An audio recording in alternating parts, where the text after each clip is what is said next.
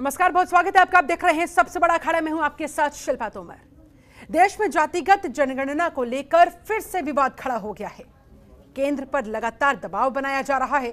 जोर देकर कहा जा रहा है अब देश में जातिगत जनगणना होनी चाहिए। विपक्ष के अलावा बीजेपी की सहयोगी पार्टियां भी यही मांग उठाने लगी है। अब इसी कड़ी में बिहार के 10 राजनीतिक दलों के नेताओं ने पीएम मोदी से मुलाकात की। अगर विपक्षी कांग्रेस और आरजेडी समेत बाकी दलों की माने तो पीएम मोदी भी जाति जनगणना को लेकर उनसे सहमत है। मोदी सरकार भले ही बहुमत के साथ सत्ता पर काबिज हो, लेकिन वो भी भलीभांति जानते हैं कि राज्यों के साथी की बात को अनदेखा करना या फिर वैसे मुद्दे जिस पर क्षेत्रीय विपक्ष की भी एक राय हो जाए नुकसानदायक हो सकती है।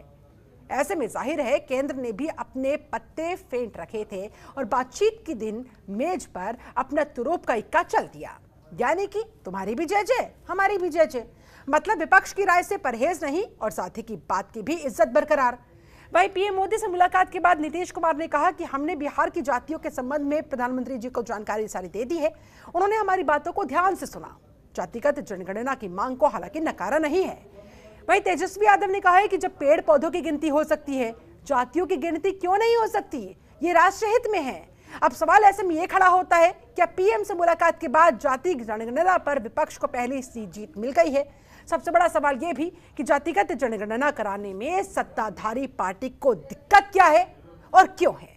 आज की चर्चा इसी मुद्दे पर।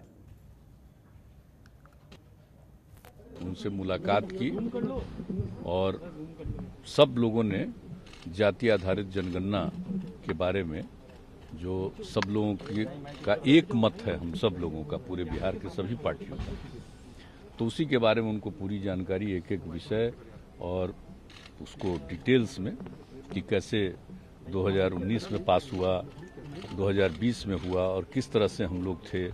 और अभी जो एक बार आ गया था, सरकार की तरफ से एक मंत्री ने बयान दे दिया था कि जाति आधारित जनगणना नहीं हो पाएगी, तो उसी को लेकर के फिर लोगों के मन में एक बेचैनी शुरू हो गई हम लोगों के। हाँ, सब लोग मिले और फिर हमने बता दिया। पीएम ने हम लोगों की बात पूरे तौर पर सुनी, पूरे तौर पर सुनी है, सब लोगों की बात सुनी। और ऐसा नहीं है कि वो कोई नहीं सुन रहे थे, पूरे तौर पर सुना। और सब लोगों ने इस चीज़ के पक्ष में जो एक एक बात कही, हर तरह की बातें जो रखी है, तो उसको ध्यान से सुने हैं। और हम लोगों को उम्मीद है कि इन सब चीज़ों पर भी गौर करेंगे, ये करेंगे। अभी इसके बारे में उन्होंने कोई डिनाई नहीं किया, हम लोगों की बात को डिनाई नहीं किया, हम लोगों की बात उन्होंने सुना। और हम लोगों ने कहा कि इस पर निश्चित रूप से विचार करके इसके बारे में आप निर्णय लीजिए, ये हम सब लोगों ने कहा। आपको पता तो चलेगा कि भाई कौन किस जात के हैं, तभी तो रिजर्वेशन में भी लागू करने में भी लोगों को सहूलियत होगी। तो ये सारी चीज़ें जो है प्रधानमंत्री जी समय दिए, हम उनको धन्यवाद देते हैं। और बातें हम लोगों के डेलीगेशन की आदरणीय मुख्यमंत्री जी के नेतृत्व में, हम मुख्यमंत्री जी को भी धन्यवाद देते हैं कि हम लोगों के प्रस्ताव को, हम लोगों की मांग पर जो है प्रधानमंत्री जी से समय मांगे और प्रधानमंत्री जी ने गंभीरता से सुना है। अब हम लोगों को बस इंतज़ार है निर्णय का।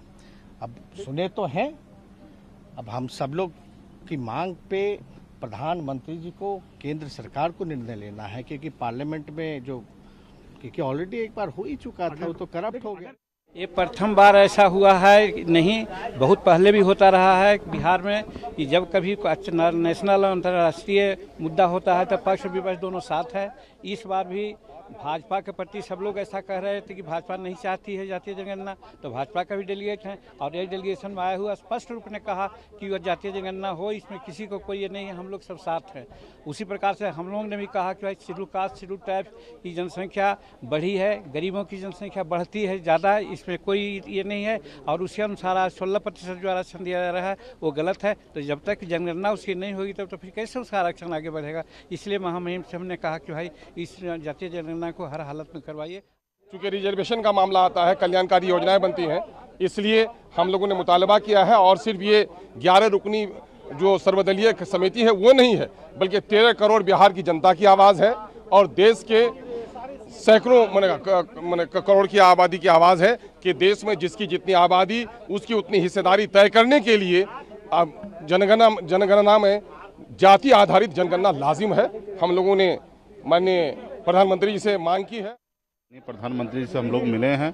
माननीय मुख्यमंत्री जी नीतीश कुमार जी के नेतृत्व में माननीय मुख्यमंत्री नीतीश कुमार जी ने सारे बात को गंभीरता से मजबूती से रखे और माननीय प्रधानमंत्री गंभीरता से सुने हैं और उन्होंने निश्चित तौर पे उन्होंने आश्वस्त किए कि हम लोग इस पे देखते हैं और निर्णय समय आने पे हम लोग लेंगे और इस पे जो भी होगा हम देश को बताएंगे। मुझे लगता है कि देश हित की बात है और सभी पार्टी ने अपनी बात को रखे माननीय प्रधानमंत्री जी के ऊपर और मुझे लगता है कि वो सब पॉजिटिव रहेंगे। तो तमाम प्रतिक्रियाएं आपने सुनी और अब बात करेंगे कुछ सवालों की। जी हाँ, सवाल ये कि जनगणना के चिन्ह से आखिर क्यों डरी सरकार? जातिगत जनगणना से किसको फायदा, किसको नुकसान? बहुत महत्वपूर्ण सवाल है। आज इस सवाल का भी जवाब खोजने की हम करेंगे कोशिश। अगला सवाल यह है कि 2011 में जाति अब गिनवाई तो फिर बताने में डर कैसा? जब जाति आधारित जनगणना 2011 में करवा दी गई थी तो फिर आंकड़े पब्लिश क्यों नहीं करवाए गए? जाति की गिनती से क्या नेता बनेंगे जातियों के सरदार? ओबीसी आरक्षण बिल का समर्थन, फिर जातिगत जनगणना से ये दूरी कैसी और क्यों? जातियों की गिनती से बटेगा या फिर विकसित होगा समाज? आज इन्हीं तमाम सवालों के जवाब खोजने की हम करेंगे कोशिश। हमारे साथ एक पूरा खास पैनल इस समय जुड़ा हुआ है। पैनल का मैं तारुफ आपसे करवा दूं। हमारे साथ अश्विनी शाही बीजेपी नेता जुड़ चुके हैं, बहुत बहुत स्वागत है सर आपका। हमारे साथ कपिल श्रीवास्तव समाजवादी पार्टी के प्रवक्ता है, वो मौजूद है, बहुत बहुत स्वागत करती हूँ आपका भी। और हमारे साथ आरजेडी के महासचिव अभिषेक कुमार यादव जी भी जुड़े हुए हैं, स्टूडियो में मौजूद है, आपका भी बहुत बहुत स्वागत है। चर्चा की शुरुआत अभिषेक कुमार यादव जी आप ही के साथ करना चाहूंगी। जातीय जनगणना क्यों है जरूरी? आज आप लोगों की पीएम मोदी से इसके मद्देनजर मुलाकात हुई, क्या बात हुई, क्या आश्वासन मिला, क्या उम्मीद है अब आपको? ऐसा है, देखिए मैडम, जाति जनगणना जो पहली बार हुआ था 1931 में जाति आधारित जनगणना हुआ था, उसके बाद 1941 में हुआ, ये विश्व युद्ध के कारण फिर ये रुक गया। 1931 को आधार बना करके ही 52% तक एक ओबीसी बैकवर्ड क्लास के लोगों का एक गणना का मार्क रख दिया गया कि ये 52% तक। अब 1931 से लेकर आज 2021 है, इतने सालों बाद जो है सरकार, हो सकता है कांग्रेस ने 2011 में किया था, फिर प्रणब मुखर्जी के एक बेंच ने उसको एक टीम गठित कर दी थी, किसी कारणवश वो जनगणना नहीं हो पाया। 5000 करोड़ जो है सरकार का इस पे खर्च हो चुकी है ऑलरेडी। लेकिन जब अब ये भारतीय जनता पार्टी की सरकार आई है और इनको जब जनगणना करने की बात करी है तो कुछ तबका जो है बेचारे डरे हुए सहमे हुए बोल रहे हैं, लेकिन जो मेन तबका है ये पता नहीं क्यों डर रही है। जब इनको ओबीसी से लाभ लेने का बात होता है, उत्तर प्रदेश में मंत्री बनाना होता है, तो ये चुन चुन के ओबीसी के 5 अलग अलग जातियों से ये मंत्री बना लेते हैं। लेकिन सवाल यही है कि जनगणना क्यों नहीं होनी चाहिए? जब पेड़ पौधों की जनगणना हो रही है, SC ST की हो रही है, जानवरों की जनगणना हो रही है, तो आखिर पता तो चले ना।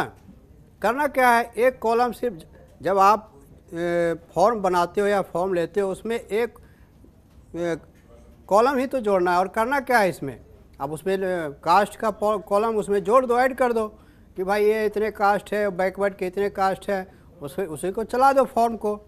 और जब 2011 में हो रखी है या कुछ कमी है उसको सुधार करके फिर दोबारा से एक पैनल बैठाइए। आपका समिति है, सरकार एनडीए की इतनी दलों के साथ आपकी सरकार चल रही है, तो आप एक अच्छे बड़े बड़े विद्वानों को बैठा करके एक पैनल बनाइए। आखिर क्या प्रॉब्लम आ रही है और क्यों नहीं होनी चाहिए? भाई मैं वापस से उसी सवाल पर आती हूँ। आप कह रहे हैं कि क्यों नहीं होनी चाहिए, मैं कहती हूँ कि क्यों होनी चाहिए। आप जरा लोगों को उसके कारण बता दीजिए कि भाई क्या फायदा होगा और किसे फायदा होगा। एक बात बेहतरीन तरीके से लोग समझ पाएंगे। मैं पहली बार कहा था 1931 के आधार को लेकर के आपने 52% एक मार्क किया। 1931 से लेकर के आज बताइए कि 50-60 साल या जो भी जितने साल हो चुके हैं, क्या जनसंख्या ओबीसी बैकवर्ड क्लास के लोगों को नहीं बढ़ी होगी? तो ये तो यही मांग है ना, जिसकी जितनी आबादी उसकी उतनी हिस्सेदारी, जिसकी जितनी आबादी उसकी इतनी हिस्सेदारी होनी चाहिए। आप 27% आरक्षण ओबीसी वालों को दे रहे हैं, अगर वो 55% है, 60% है या कम है, ज़्यादा है, उसको पता तो चले। जब एग्जैक्ट संख्या, एग्जैक्ट प्रतिशत हमें पता लगेगा, उस हिसाब से कल्याणकारी योजनाएं उन लोगों के लिए बनाई जा सके। बिल्कुल बिल्कुल उन यही तक उन कहना है। योजनाओं का लाभ अगर पहुंचाया जा है, सके। अगर आप जानवर की कर सकते हो, पेड़ ठीक है। पौधे कर सकते हो, 80 तो ओबीसी की कर दो ना एक बार, ठीक पता चले कौन कितना हिस्सा ले रहा है, नहीं ले रहा है, हिस्से का हकदार है भी नहीं, ये तो पता चलना चाहिए ना। ठीक है। अब दिक्कत क्यों आ रही है ये समझ में नहीं आ रहा है। ठीक है, कपिश श्रीवास्तव जी से जानते हैं। कपिश जी, आप लोगों का स्टैंड क्या है इस पर, और आप क्या चाहते हैं? ये जातीय जनगणना क्यों इतनी जरूरी है और इससे क्या बदल जाएगा सर? देखिए शिल्पा जी, बहुत सीधी सी बात है कि इतने वर्ष हो चुके हैं कि आपकी जाति की जनगणना नहीं हो सकी जी, और तमाम अपलिफ्टमेंट अगर आपको किसी अपने ओबीसी समाज, SC ST समाज में करना है तो आपको इस बात की जानकारी होनी चाहिए कि उनकी संख्या कितनी है। और ये जानकारी हम 1931 के आधार पे ही मान सकते हैं। तो ये जो है समयचीन नहीं है। और 2011 में ये जनगणना शुरू हुई थी, 2014 में हो चुकी है और इसकी रिपोर्टिंग भी 2016 में हो चुकी है। केवल इसे केंद्र सरकार को उजागर मात्र करना है।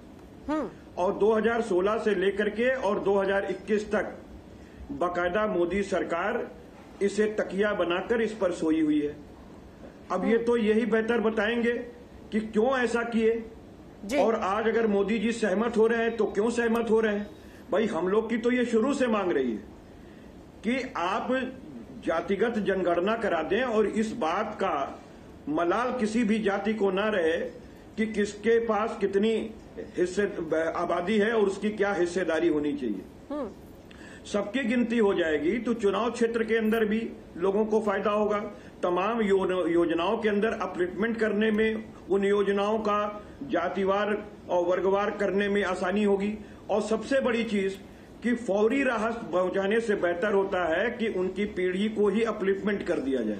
और ये तब होता है जब आप नौकरियों में भी आरक्षण देते हैं, चुनाव के अंदर भी आरक्षण देते हैं। तो बहुत सीधी सी बात है कि जब ये गिनती होगी तो जिसकी जितनी आबादी उसकी उतनी भागीदारी, ये सुनिश्चित करने की भी बात होगी। और यही जस्टिस होगा, क्योंकि सामाजिक न्याय के सिद्धांत पर आप तभी चल सकते हैं जब आप बाकायदा जातिवार आप गणना करा लें और उन जातियों में ये देख लें कितने दबे कुचले लोग हैं और किसे कैसे हैं। उस हिसाब से एक बार आरक्षण के भी संबंध में हम लोगों को सोचना होगा, बैठना होगा, बात करनी होगी। और इंदिरा साहनी बनाम भारत संघ के बाद में जो 50% की फिक्सेशन है, उसको भी संवैधानिक संशोधन करके भारतीय जनता पार्टी को ओबीसी समाज और विशेष करके पिछड़े, दलित और शोषित वंचित समाज के लिए उनके हित की लड़ाई हम लोग के साथ लड़ना चाहिए। और हम इसीलिए कह रहे हैं कि जब आप ये संशोधन करा सकते हैं तो आप उसमें भी संवैधानिक संशोधन करा सकते हैं। भाई 342A आपने जोड़ दिया और आपने जो आपने 102वां संविधान संशोधन किया था उससे हक छीनने का भी काम भारतीय जनता पार्टी की सरकार ने किया था। तो आज उसी को उन्होंने 127वें संशोधन में दिया है, लेकिन 102वें संशोधन से इन्होंने ले लिया था। आज वही राइट इन्होंने दे दिया कि अब सरकारें तय करेंगी प्रदेश की, वो अपने यहाँ जनगणना कराएंगी और गिनती कर लेंगी और वो जितना चाहेंगी वो ओबीसी समाज में जातियों को जोड़ लेंगी। तो एक और अच्छा काम कर लें, कम से कम सारी चीजें तय हैं और 5000 करोड़ रुपए देश का लग चुका है। जनता को सही आबादी पता चल जाए कि किसकी कितनी है, तो इसमें देरी नहीं करनी चाहिए और अविलंब इस काम को लागू कर देना चाहिए। ठीक है, अश्विनी शाही हमारे साथ लगातार जुड़े हुए हैं, बीजेपी नेता, उनसे जवाब लेती हूँ। आऊंगी सर, उसके बाद अभिषेक जी आपके पास भी आऊंगी। अश्विनी जी, पूरा विपक्ष इस समय एकजुट होता हुआ, सभी की एक ही मांग है कि भाई जातीय जनगणना क्यों नहीं होनी चाहिए। अगर आप पिछड़े वर्गों की अपलिफ्टमेंट चाहते हैं तो आपको उनकी एग्जैक्ट संख्या मालूम होनी चाहिए ताकि उसी हिसाब से उनके लिए कल्याणकारी योजनाएं बनाई जा सके, उन योजनाओं का लाभ उन तक डायरेक्ट पहुंचाया जा सके। ऐसे में सरकार को आपत्ति क्या है? जरा अपना स्टैंड भी क्लियर कीजिएगा, यानी कि आप करवा भी नहीं रहे और नकार भी नहीं रहे, चाहते क्या है?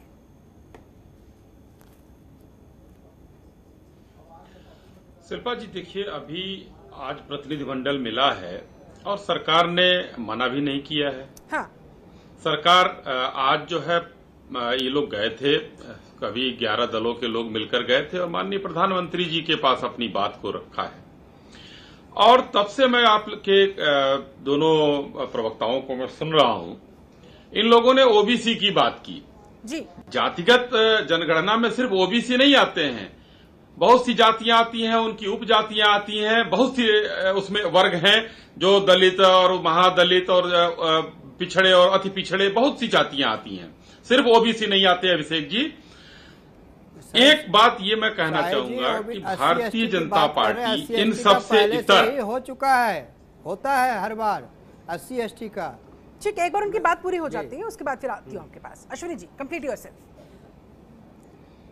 तो इसमें आप लोग लिख के दीजिए कि सिर्फ ओबीसी की जनगणना करा ली जाए, बाकी जातिगत जनगणना न कराई जाए। आप लोग की अगर ये मंशा है तो आज, क्योंकि आपके नेता ने भी कहा और आपने भी कहा, मनुष्यों की तुलना पशु पक्षी और पेड़ों से भी कर रहे हैं आप लोग, तो आप लोगों का तो भाई ईश्वर मालिक है, कोई बात नहीं। लेकिन मैं आता हूं मूल मुद्दे पर कि आज भारतीय जनता पार्टी की सरकार जो माननीय मोदी जी के नेतृत्व में चल रही है, वो इन सबसे इतर है।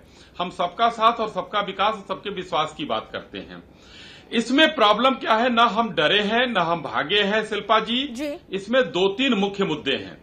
ये बहुत बड़ा मुद्दा है और बहुत दिनों से चला आ रहा है, अंतहीन विषय है हिंदुस्तान के लिए खासकर। एक रोहिणी आयोग बनाया गया है सरकार के द्वारा। रोहिणी आयोग का अभी फैसला आ जाने दीजिए, उसमें चिन्हित होने दीजिए कि कितनी जातियां हैं, कितनी उपजातियां हैं, कितनी निचले स्तर की उनकी उपजातियां हैं। एक उसका अभी रिपोर्ट आने का इंतजार हमको करना होगा। एक रिट जो है माननीय सुप्रीम कोर्ट में रिट याचिका दाखिल है इसके उसमें, तो सरकार उसके खिलाफ भी नहीं जा सकती है। आज सब लोगों की मांग उठी है, सरकार इस पर विचार करेगी कि क्या बेहतर है क्या नहीं बेहतर है। लेकिन उसके पहले भारत सरकार ने एक जो अभी हमारे कपीस भाई ने उसका जिक्र भी किया, संशोधन में पहले राज्यों के पास था, केंद्र के पास था, या फिर राज्यों को दे दिया हमने कि वो तय कर लें कि कौन सी जातियां किस कोटे में आएंगी, कौन सी नहीं आएंगी, क्या क्या नया शामिल करना है, कौन सी उपजातियां शामिल करनी है उसमें। तो अब राज्य सरकारों को दे दिया गया है। इसमें मैं यही कहना चाहूंगा कि भारत सरकार कहीं भी नहीं भाग रही है, आपके साथ खड़ी है। और आज प्रधानमंत्री जी के यहां लोग गए हैं, उस पर विचार किया जाएगा, लेकिन वो रोहिणी आयोग और माननीय सुप्रीम कोर्ट की याचिका के बाद। उसके बाद आप खुलकर कहेंगे कि हाँ हम तैयार हैं।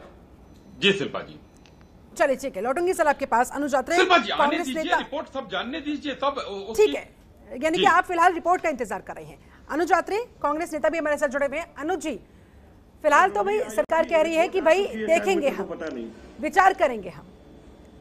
ऐसे में आपको क्या लग रहा है, क्षेत्रीय दलों का ये दबाव कहीं ना कहीं काम आ रहा है, अपना काम कर रहा है, प्रेशर कहीं ना कहीं केंद्र पर बनता हुआ दिखाई दे रहा है?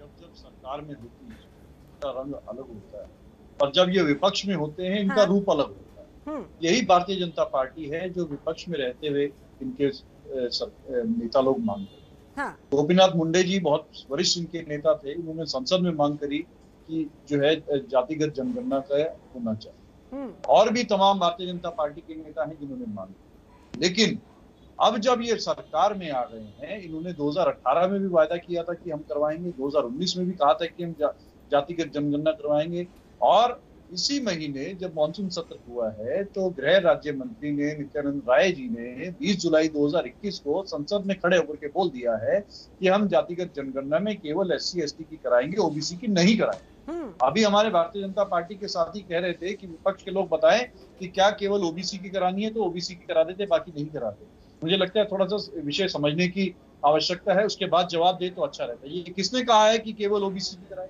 वो हम तो ये कह रहे हैं कि SC/ST की भी कराइए, साथ में OBC को भी उसमें शामिल करके, क्योंकि OBC के लोग इसमें जनगणना से छूट चुके हैं। और ये जो आरक्षण की बात नहीं है, इसको आरक्षण से जोड़ करके भारतीय जनता पार्टी के लोग ना घबराएं।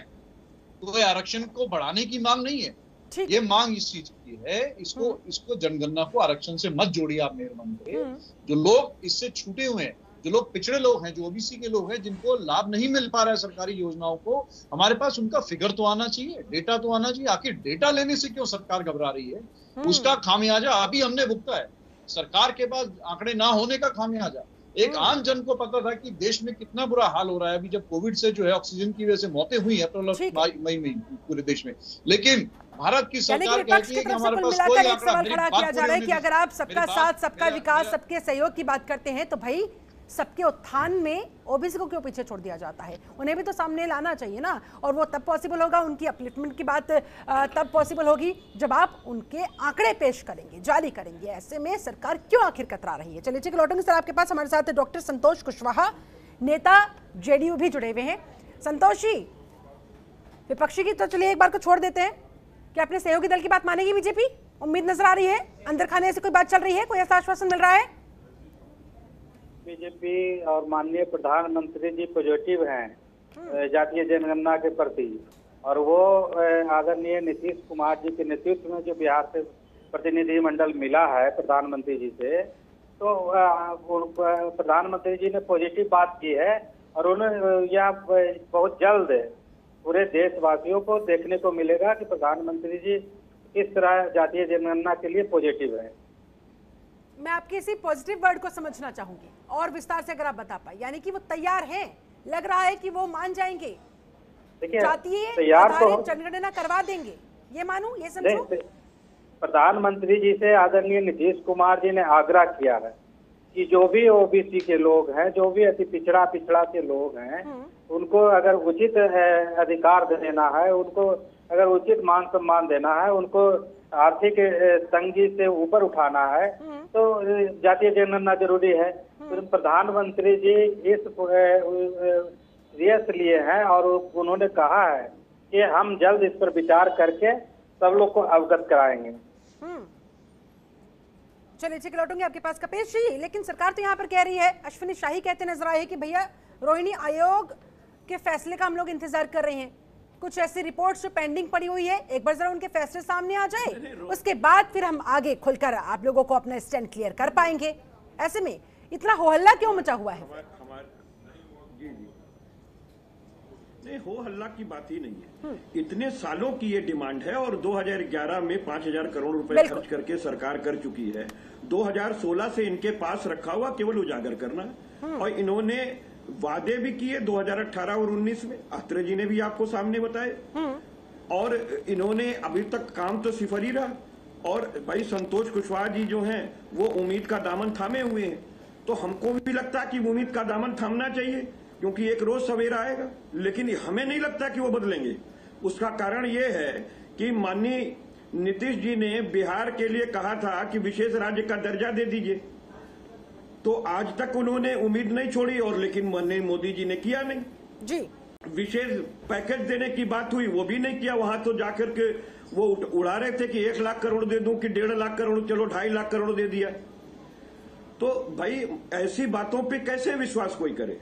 और रोहिणी आयोग की जहां तक रह गई बात, तो रोहिणी आयोग ने तो बता दिया, रिपोर्ट है, सामने है। और एक चीज मैं एक बात कहना चाहता हूं, किसी केस के परिधि में आप क्यों छिपना चाहते हैं? भाई इस केस में क्या लिखा हुआ है, क्या हुआ है, क्या कि अगर ये केस चलता रहेगा तो आप संविधान संशोधन नहीं कर सकते। फिर आपने संवैधानिक संशोधन कैसे कर दिया? आपने 342 सब क्लास ए कैसे जोड़ ली? तो भाई हम तो एक बात कह रहे हैं कि देखिए, इस पर मैं छोटा सा रिएक्शन जल्दी से अश्विनी शाही से लेना चाहूंगी। क्या जवाब है उनके पास? उसके बाद मुझे ब्रेक पर जाना होगा। जल्दी से अश्विनी जी। इस बात को मान लिया है, अश्विनी जी जल्दी से जवाब दीजिए कि आप इस तरह के केसेस के पीछे छिपने की कोशिश कर रहे हैं। ये बात मान ली गई है कि उत्तर प्रदेश में 935 ऐसी सरकार के अंदर जातियां हैं, कोई कोशिश नहीं कर रही है, और न सरकार कभी छिपती है। हमारा नेतृत्व बहुत मजबूत है, हम छिपने की कोशिश में कहीं नहीं है। हाँ, हम जरूर अभी आज लोग मिले हैं, कहीं कोई अभी माननीय प्रधानमंत्री जी, वो ये नीतिगत मामला है, सरकार फैसला लेगी इस पर, और जब सरकार फैसला लेगी तो सरकार के प्रवक्ता वो बोलेंगे, वो जरूर बोलेंगे। लेकिन हम पहले इन लोगों को ये कहना चाहते हैं कि कहीं हम लोग छिपने का काम नहीं कर रहे हैं। हाँ, इनको सुप्रीम कोर्ट पर भरोसा नहीं है, इनको चुनाव आयोग पर भरोसा नहीं है, इनको सेना पर भरोसा नहीं है, तो ये लोग कहते रहे। लेकिन हाँ, माननीय सुप्रीम कोर्ट का जो अभी रिट उसमें याचिका दाखिल दाखिल की गई है उसका इंतजार करना होगा। उसके बाद रोहिणी आयोग का इंतजार कपिल जी, कहाँ रोहिणी आयोग की रिपोर्ट आ गई? आप इस देश में भ्रम फैला रहे हैं, कहाँ रिपोर्ट आ गई जरा बताइए मुझे। दिसंबर तक रोहिणी आयोग का आएगा, लेकिन आप जो है जो डेटा पहले का उसको उजागर करना शुरू करिए ना भाई। अभी कपिल जी एक वकील होते हुए भी कपिल जी एक वकील होते हुए भी आपने कहा रोहिणी आयोग ने बता दिया। अरे कहाँ रिपोर्ट आ गई भाई? ये हम लोग छिपने की कोशिश करेंगे। कमशेख जी भी कह रहे हैं कि भाई अभी समय लगेगा उसको आने में।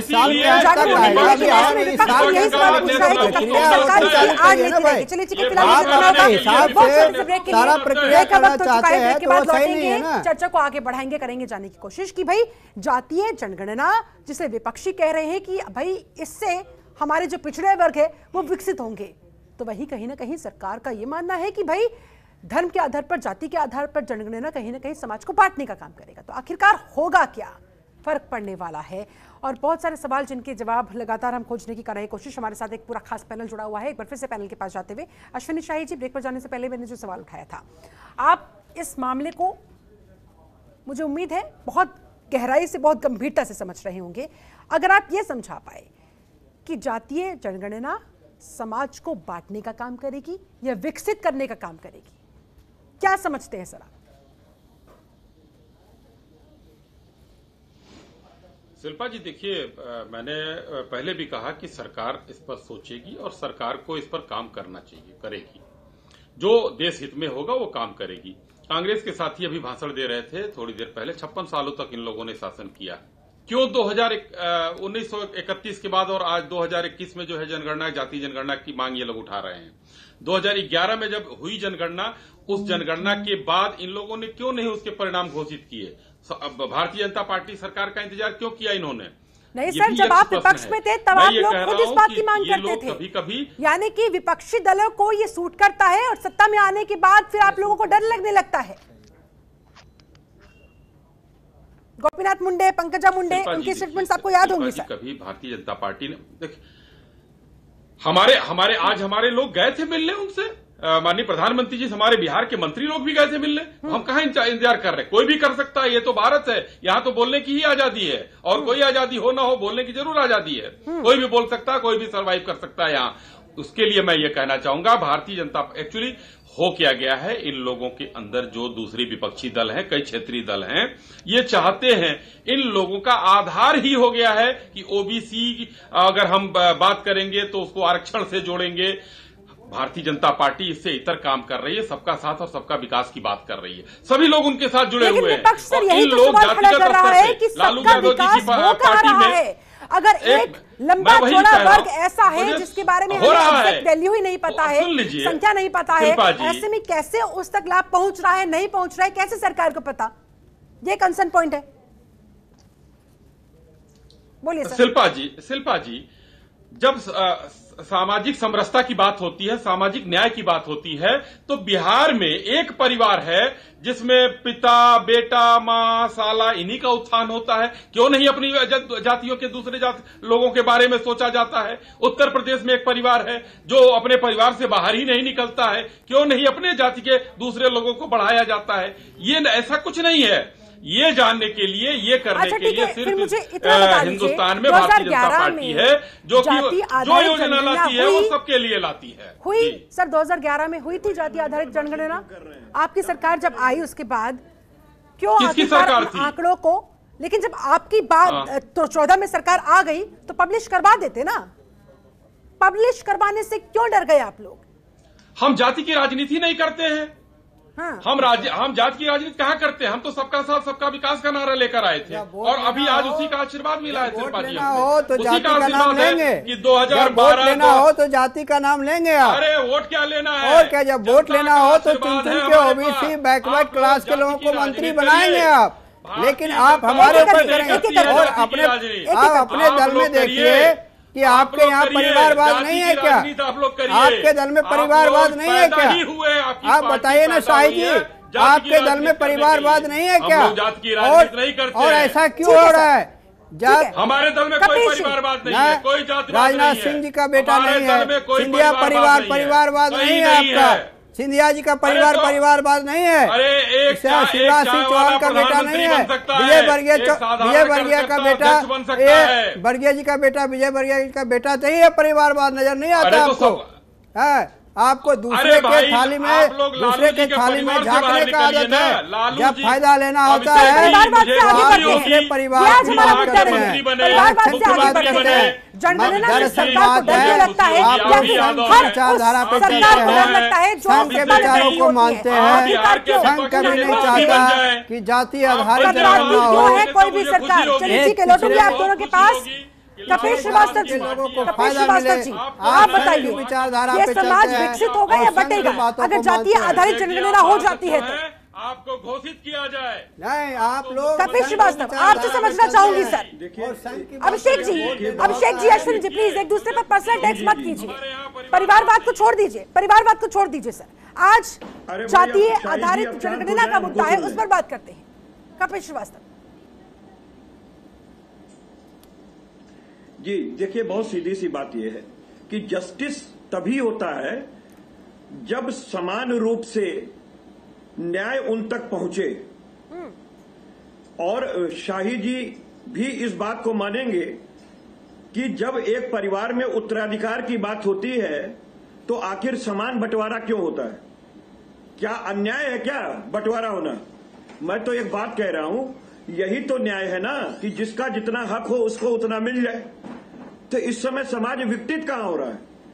अगर आप जनसंख्या का गणना करा लेंगे जातिगत आधार पे और सारी जातियों की गिनती पता चल जाएगी कि सवर्ण में जितनी जातियां वो कितने हैं, ओबीसीज में हैं वो कितने हो गए, एससी एसटी में कितने हो गए, तो इसमें विघटन की बात कहां से? लेकिन कपिल जी सरकार की जरूर है कि उनके अपलिफ्टमेंट में आसानी हो जाए। राजनीति करते ही नहीं है तो हम करवाए क्यों? प्रभु सरकार ने मना किया। नहीं, अभी तो कर रहे थे ना, अभी तो भाई चीज ये है, देखिए शिल्पा जी, मैं ये कह रहा हूं कि अभी हमारे मित्र कह रहे थे कि देखिए हमारी सरकार करेगी, बिल्कुल करेगी, और अभी उन्होंने सुना है तो यानी जब वो कर देगी तो ये जातिवादी हो जाएंगे। हाँ। तो ये इस तरह का तर्क हजम नहीं होता है। मैं एक बात कहता हूं, क्या किसी व्यक्ति के आवरण से उसका धर्म और उसकी जाति हटाई जा सकती है क्या? और अगर हटाई जा सकती है तो एक कानून बना दें कि ये बिना किसी धर्म और बिना किसी जाति का देश रहेगा। तो इस तरह के अनर्गल प्रलाप नहीं करना चाहिए। मैं तो कह रहा हूं कि जिसको जितने दिनों तक दबाया रहा गया, उसके अपलिफ्टमेंट की जिम्मेदारी किसकी है? कपिल जी, एक सवाल आपसे है। आज लोकतंत्र है, आज लोकतंत्र में सरकार की जिम्मेदारी है कि हमारा बच्चा अगर कोई छोटा है तो उसको भी समान अवसर मिले, और इसके लिए समाज के अंदर गिनती आपको करानी पड़ेगी कि जैसे इन्होंने कहा रोहिणी कमीशन बैठा, आयोग बैठा, और उसके कई बार इन्होंने विस्तार देते गए और रिपोर्ट बन करके तैयार पड़ी हुई है। उसी से ये बात सामने आई है कि 2700 ओबीसीज की जातियां हैं जिसमें सपा के पास उस रिपोर्ट की कॉपी आ गई है? भी आरक्षण नहीं पहुंचा। सपा के पास उसकी कॉपी आ गई क्या प्रभु? मैं तो ये कह रहा हूं कपिल भाई, एक बार आपने कहा कि रिपोर्ट आ गई, आपके पास उसकी रिपोर्ट की कॉपी आ गई क्या? आपके पास है? अरे हम ये कह रहे हैं, आप बार बार क्यों नहीं, कहाँ है? आप अपने आप को छुपाने के लिए बढ़ा रहे हैं। नहीं, सपा के पास अगर उसकी कॉपी आ गई हो तो सार्वजनिक किया जाए। आवरण लेने की कोशिश कर रहे हैं, यानी आप लागू नहीं करना चाहते, आप कोई आवरण नहीं है, करवाना चाहते हैं। आवरण नहीं है, माननीय सुप्रीम कोर्ट के फैसले का हवाला दिया जाता है। ठीक है, मंडल कमंडल न जाने क्या क्या चीजें इस मुद्दे से जुड़ी हुई सामने आ गई है, लेकिन समाधान नहीं आ पाया है। आपको समस्या हो रही है, आप इसीलिए विस्तार दे रहे हैं उसको। ठीक है, अश्विनी जी बोलिए, क्या समस्या क्या है? कोई समस्या नहीं हो रही है। हम ये कह रहे हैं कि रोहिणी कमीशन आए, अगर सपा के पास उसकी रिपोर्ट आ गई हो तो आप रिपोर्ट सार्वजनिक करें। सरकार के पास नहीं आई है अभी रिपोर्ट। अरे भाई, सरकार के पास है, सरकार बार बार विस्तार क्यों दे रही है? और कहां से ये रिपोर्ट की चीजें छन करके आ गई कि 2700 जातियों में 1700 जातियों को नहीं मिला ओबीसी के अंदर, जिसके आधार पर सामाजिक न्याय समिति का जो है वो भाई, ये सपा के पास कहीं से आया होगा तो सपा उसको घोषित करे। उसमें जातियों का वर्गीकरण क्यों उत्तर प्रदेश के अंदर दबा करके रखी हुई है? और ओपी राजभर जी उसी रिपोर्ट की मांग कर रहे हैं, आखिर आप क्यों दबा करके रखे?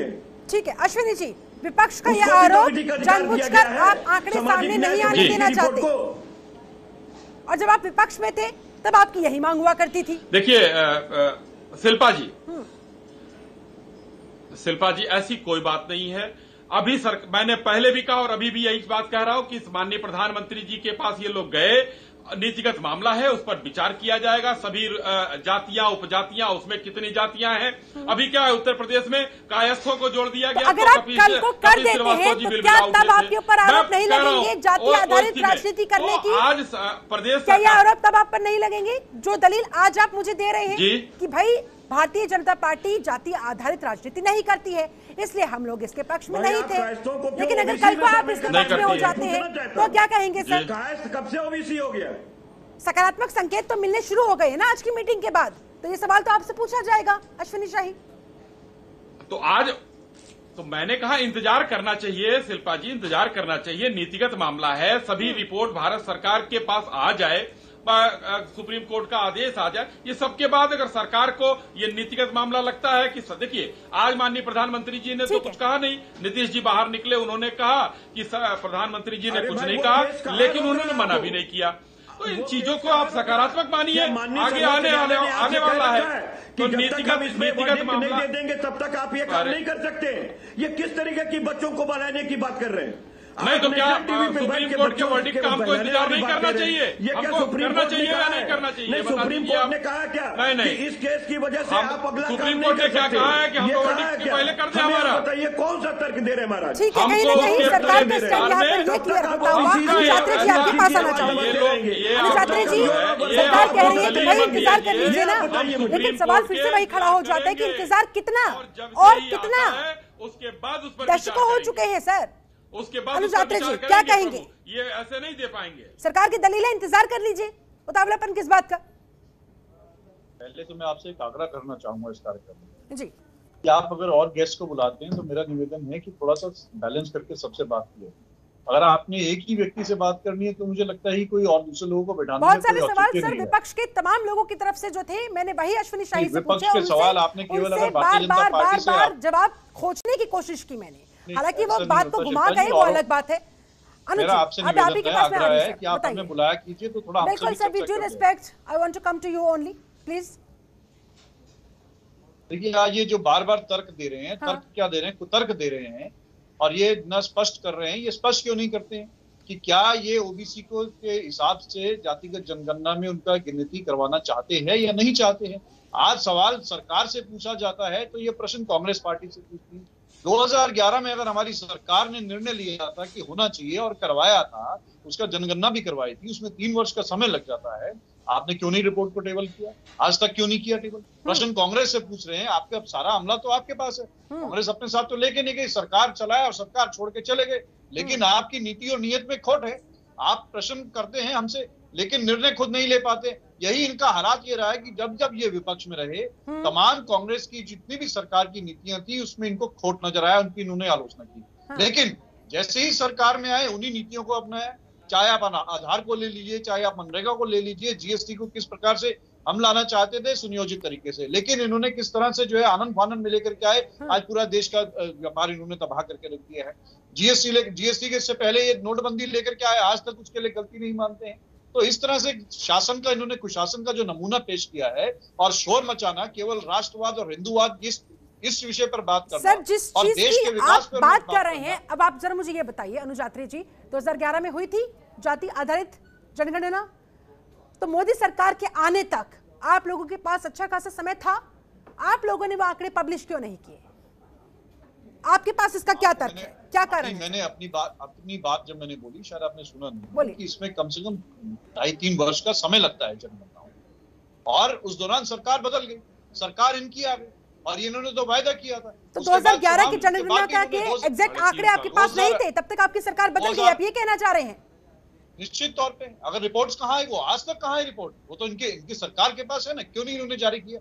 वही रिपोर्ट जारी कर दी। अनुजात्री का महत्वपूर्ण सवाल, अश्विनी शाही 2018 में इन्होंने वायदा किया, 2019 में वायदा किया। मेरी बात पूरी होने दीजिए शिल्पा जी। अनुज जी, आपने जो सर आप सिर्फ सवाल खड़े करने के लिए थोड़े ना यहाँ पर, आपने जो सवाल खड़े किए हैं, अगर मैं उन्हीं का जवाब सरकार से लेकर आपको बताना चाहती हूँ तो इसमें क्या हर्ज है? क्योंकि फिर बातें घूम जाती है, सवाल कहीं ना कहीं धुलमुल हो जाते हैं। ठीक है, देश के गृह राज्य मंत्री नित्यानंद राय ने स्पष्ट कर दिया, सरकार की तरफ से जवाब दे दिया है कि हम लोग नहीं करेंगे।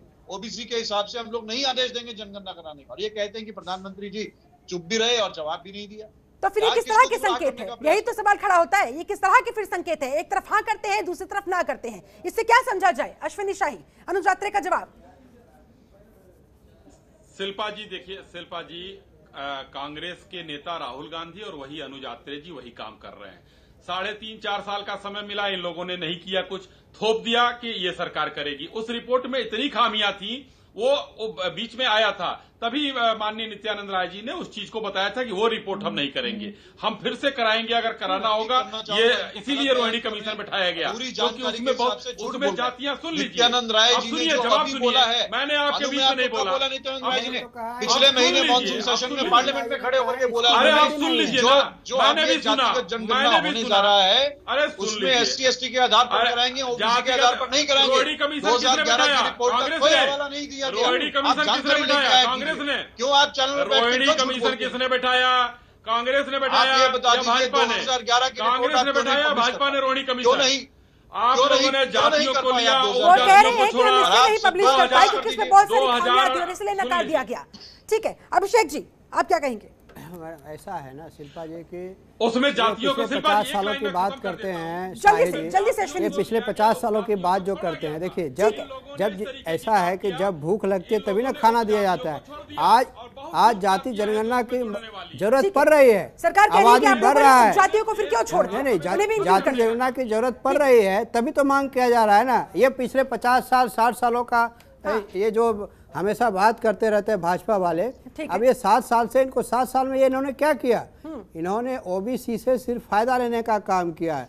बैकवर्ड क्लास से 80, जब वोट लेने की बात आती है तो इनके प्रधानमंत्री जी मंच से खड़ा होकर के बोलते हैं मैं ये यदुवंश की जगह खड़ा हूँ, मैं यहाँ पे खड़ा हूँ, मैं इस प्रदेश से आता हूँ, मैं इसका बेटा हूँ, मैं यहाँ का नमक खाया हूँ। लेकिन जब वोट खत्म हो जाता है, वोट की राजनीति खत्म हो जाती है, ये सारे बात भूल जाते हैं, फिर वही ये संघ की विचारधारा पे चलना शुरू कर जाते हैं। ओबीसी वोट पर नजर, फिर जनगणना से आखिरकार क्यों लगता है इन लोगों को डर? चलिए ठीक है, डॉक्टर संतोष कुशवाहा भी हमारे साथ मौजूद है। डॉक्टर संतोष, आप कैसे आश्वासन देंगे, कैसे आश्वासन लोगों को करेंगे, बताइए जरा। देश के लोग आपको देख रहे हैं, सुन रहे हैं, अंदरूनी तौर पर आप कैसे सरकार पर दबाव बनाएंगे अपनी बात मनवाने के लिए?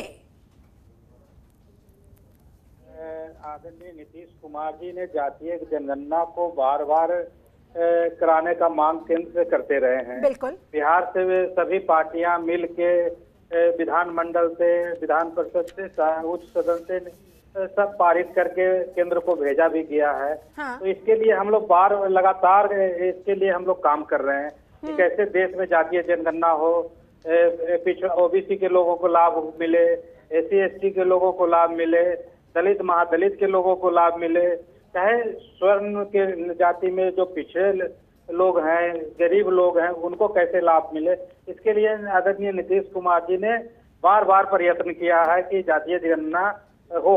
तभी संभव है कि जैसे देश की आजादी के 70-75 साल होने जा रहे हैं। 1931 में पहली बार जातीय जनगणना हुई थी, उसके बाद आज तक देश में जाति जनगणना नहीं हुई है। डॉक्टर संतोष, आपको उम्मीद है इस बार आपकी बात मान ली जाएगी?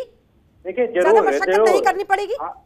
जरूर आदरणीय प्रधानमंत्री जी ने गौर से इस बात को, आदरणीय नीतीश कुमार जी के नेतृत्व में जो प्रतिनिधि मंडल मिला है, उसकी बात गौर से सुने हैं और उन्होंने जल्द इस पर फैसला लेने की बात कही है। तो हमें पूर्ण विश्वास है कि आदरणीय प्रधानमंत्री जी ने देश में जातीय जनगणना कराने का काम करेंगे। ठीक है, अनुज यात्रे जी, जाते जाते आपका फाइनल कमेंट, क्या लगता है आपको? उम्मीदें बन रही है, संभवतः हो जाएगा?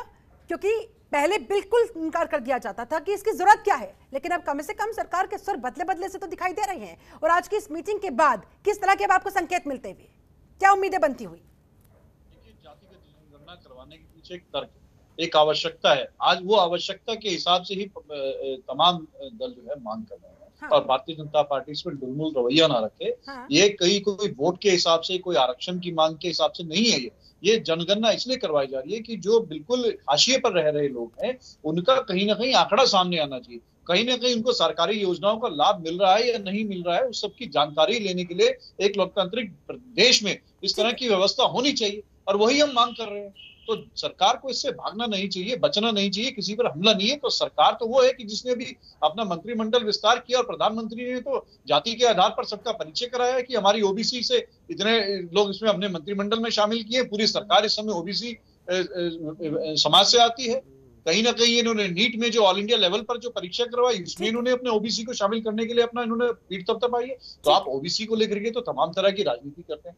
अब अगर उनके हक की बात की जा रही है और हक में कोई ये नहीं मांग की जा रही है कि आपने आरक्षण का उनका कोटा बढ़ाना है या किसी तरह के उनको सरकारी योजनाओं को अतिरिक्त लाभ देना है, ये देखने की आवश्यकता है कि वो लोग कितना पिछड़े हैं, कितना लोग उनको लाभ मिल रहा है या नहीं मिल रहा है। अभिषेक कुमार यादव जी, आपका फाइनल कमेंट, क्या इस मुद्दे पर सरकार अब मान जाएगी जिस मुद्दे पर आरजेडी और जेडीयू एक साथ अगर नहीं मानेगी मैडम तो 2024 में भारतीय जनता पार्टी विपक्ष में बैठने को तैयार रहे। देखिए, ये मैं उस दिन भी कहा था, ये जाति जनगणना इनके लिए भी और आने वाली सरकार के लिए भी एंटीबायोटिक का काम करेगी, समझ रहे ना। आने वाले और कई सरकारों के लिए एंटीबायोटिक का काम करेगी। इनको गौर से ध्यान से इनको कराना चाहिए। और ये एक बहुत ज़रूरी एक मैटर है जो सालों से अटकी पड़ी है। और ये कह रहे हैं जब भूख लगता है तभी तो खाना खाया जाता है ना। आज जो है ओबीसी बैकवर्ड क्लास के लोगों को ज़रूरत है, उनके हिस्से का खाना मिल रहा है नहीं, कौन जरूरतमंद है कौन नहीं है, ये तो सरकार को बताना पड़ेगा ना। सरकार अगर आप सत्ता में बैठे तो सवाल तो आप ही से पूछेंगे, कैसे भाई सवाल पूछना हमारा काम है, जवाब देना आपका काम है। आपका फाइनल कमेंट सर।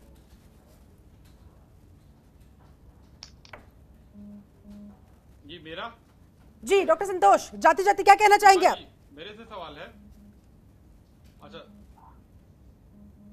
लगता है संपर्क उनसे हमारा कट गया है। कपिल श्रीवास्तव, फिलहाल सरकार की इन बातों पर विश्वास हो रहा है, लग रहा है संकेत मिल रहे हैं? नहीं, बिल्कुल नहीं मिल रहे। मैं इसलिए कह रहा हूं कि अगर मिल रहे होते तो आप बड़ा साफ गोई से बैठ करके हमारे मित्र को कहना चाहिए था कि बिल्कुल हमने जाति गणना जो है उसका रिपोर्ट हम बहुत जल्दी लागू कर देंगे। भाई देखिए, सदन में कुछ बात कही जाती है, माननीय प्रधानमंत्री से जब लोग मिलते हैं तो वो कुछ और बात करते हैं। सदन में ये कहा जाता है कि नहीं साहब, जो 5,000 करोड़ रुपए लगा के कांग्रेस के रिजिम में ये गिनती हुई थी और उसे हम नहीं मानेंगे, हम 2022-23 में खुद कराएंगे, 24 में ये करेंगे और उसको 2024 में अपनी रिपोर्ट जारी करेंगे। तो ये कहीं ना कहीं से ये बात बता रहा है कि इसको टरकाने की कोशिश जो है वो मोदी सरकार कर रही है और वो डर रही है। और बात इस बात की भी नहीं कि आरक्षण की, हम ये कह रहे हैं कि क्यों नहीं, जो अपलिफ्टमेंट जिनका नहीं हुआ उनका होना चाहिए, लेकिन दूसरी तरफ ये भी तो देखना चाहिए ना कि ये तो सरकारी संस्थाओं को बेचते चले जा रहे हैं, तो आरक्षण प्राइवेट में तो लागू नहीं है, ये कहाँ देंगे? और जो आरक्षण का स्लैब है ये दे कहाँ रहे हैं? अभी उत्तर प्रदेश में योगी सरकार ने 69,000 शिक्षकों में देखिए केवल 4% ओबीसी को दिया और बाकी, और यही विपक्षी दलों का कंसर्न पॉइंट जिसको लेकर बार-बार विपक्ष आवाज उठा रहा है। चलिए ठीक है, अश्विनी शाही जी, जाते जाते सर क्या कहेंगे, क्या समाधान है आप लोगों के पास, क्या होने वाला है? शिल्पा जी देखिए, नीतिगत मामला है, उस पर विचार किया जाएगा। मैंने पहले भी कहा, अभी भी कह रहा हूं कि सभी कमेटियों का रिपोर्ट आ जाए, उस पर विचार करेंगे माननीय प्रधानमंत्री जी। दूसरा मैं कहना चाहूंगा कि यहां पर हम भारतीय जनता पार्टी की सरकार पूरे देश में सबको सबका लाभ दे रही है, उज्ज्वला योजना से लेकर आयुष्मान योजना तक, उसमें कहीं हम कुछ नहीं कर रहे हैं, ये सबके साथ कर रहे हैं। और यही डर है इन लोगों को, ये जो जातिगत आधार पर जनगणना कराने की बात कर रहे हैं और आरक्षण को उससे जोड़ रहे हैं। आरक्षण अलग चीज है, जातीय जनगणना अलग चीज है।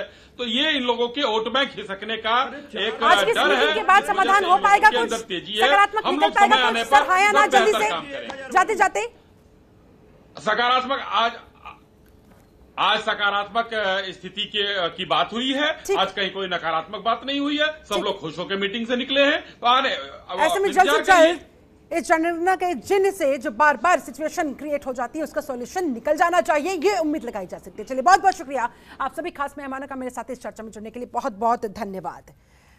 तो कुल मिलाकर जहां पक्ष एक तरफ, सरकार एक तरफ ये पूछ रही है कि भाई जाति क्यों पूछो भारतीय की, तो भाई दूसरी तरफ विपक्ष कह रहा है कि जाति ही पूछो भारतीय की, ताकि जो विकास का एजेंडा सरकार चला रही है वो विकास उन लोगों तक पहुंचाया जा सके, उन लोगों का उत्थान किया जा सके, उन लोगों की अपलिफ्टमेंट की जा सके। और वो कैसे संभव है? जब तक हमारे पास उनके आंकड़े नहीं होंगे। हर चीज के आंकड़े हैं हमारे देश में, लेकिन जो पिछड़े वर्ग हैं उनकी एग्जैक्ट संख्या हमें मालूम ही नहीं, तो फिर आप कल्याणकारी योजनाएं लोगों के लिए लाएंगे कहां से, बजट तय करेंगे कैसे? यह सवाल लगातार विपक्ष पूछ रहा है और विपक्ष का दबाव लगातार अब सरकार पर बढ़ता हुआ नजर आ रहा है। आज की इस मीटिंग के बाद यही कहा जा सकता है। अब देखने वाली बात होगी कि सरकार अब आगे क्या फैसला लेती है, क्या इसका समाधान निकाल पाती है। चलो उसके लिए करना होगा इंतजार। फिलहाल मेरे साथ इस खास चर्चा में जुड़ने के लिए आप सभी का बहुत बहुत शुक्रिया। बने रहिए जनता टीवी के साथ। नमस्कार। खबरों के निष्पक्ष विश्लेषण के लिए सब्सक्राइब करें Jantantra TV and press the bell icon. Never miss any update.